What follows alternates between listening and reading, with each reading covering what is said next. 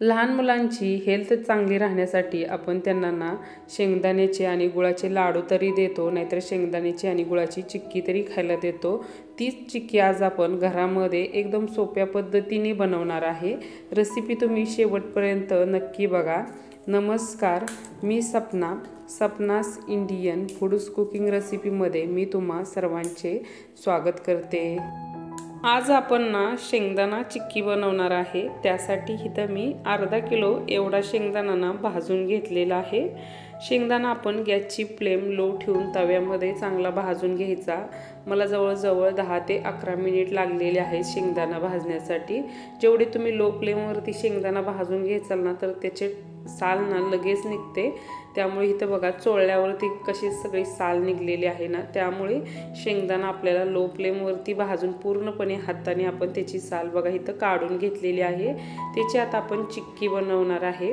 अशी पूर्ण शेंगदाण्याची साल काढून घ्यायची। चिक्कीसाठी इथं आपल्याला पाक बनवायचा आहे। पाक बनवण्यासाठी इथं आपण 1.5 वाटी एवढा गूळ घेतलेला आहे। 1.5 वाटी गूळ आणि 2 वाटी इथं आपण शेंगदाणे घेतलेले आहे। त्याची पूर्ण साल काढून घेतलेली आहे। इकडे आपण गॅसवरती पॅन ठेवलेला आहे। पॅनमध्ये आपण 1.5 वाटी एवढा गूळ घालून घेणार आहे। नंतर मग त्याच्यामध्ये 2 चमचे एवढा आपल्याला पाणी घालायचं आहे। म्हणजे गूळ विरघळण्यासाठी फक्त आपण 2च चमचे पाणी वापरायचं आहे। जास्तही पाणी वापरू नका, नाहीतर पाक तयार व्हायला खूप वेळ जातो।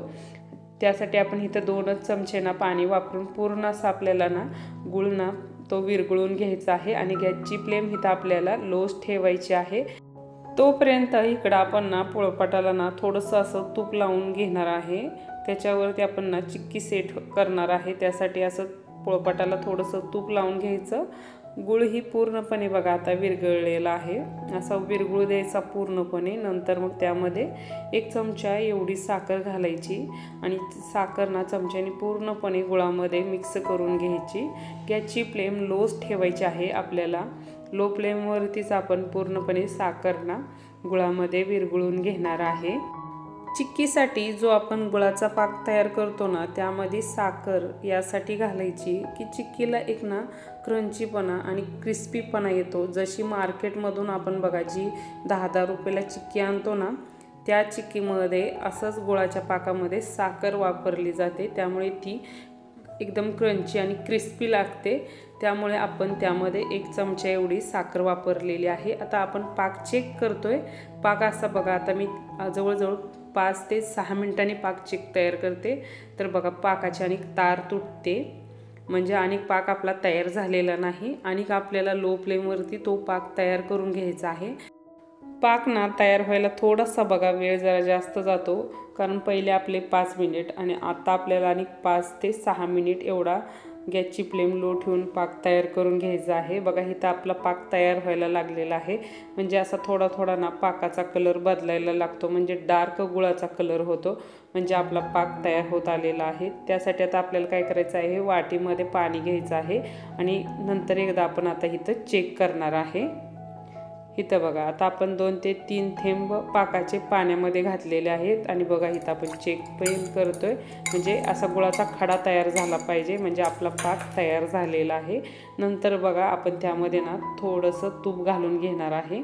असं थोडंसं तूप घालून घ्यायचं, म्हणजे चिक्कीला एक नाही का मऊपणा येतो। नंतर मग त्याच्यामध्ये आपण बेकिंग पावडर घालून घ्यायची आणि बेकिंग पावडर घातल्यानंतर चमच्याने मात्र आपल्याला पाक सतत मिक्स करून घ्यायचा आहे। इथं मात्र तुम्ही चमचा थांबवू नका, चमच्याने पाकामध्ये बेकिंग सोडा पूर्णपणे मिक्स करून घ्या आणि नंतरच मग त्याच्यामध्ये आपल्याला इथं शेंगदाण्याच्या ज्या आपण पाकळ्या करून ठेवलेल्या आहेत त्या घालून घ्यायच्या।